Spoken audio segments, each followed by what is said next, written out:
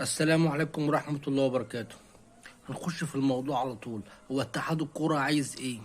اتحاد الكرة عايز ايه من نادي الزمالك؟ هو ليه ما فيش عدل؟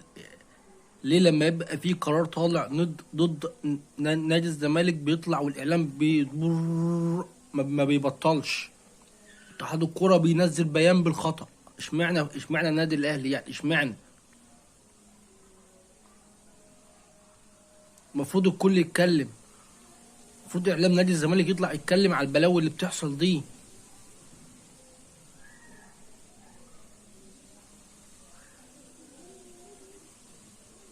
المفروض او الصح اداره الزمالك ما تلعبش السوبر. مش الاهلي اللي يهدد له إن هو اللي مش لاعب السوبر.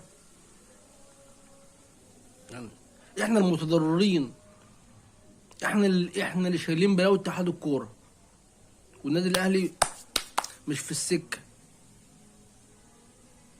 ده بالعكس، النادي الاهلي كل مره هو اللي بيطلع يهدد اتحاد الكوره. احنا عايزين اتحاد كوره قوي، ولا يخاف من اهلي ولا يخاف من زمالك.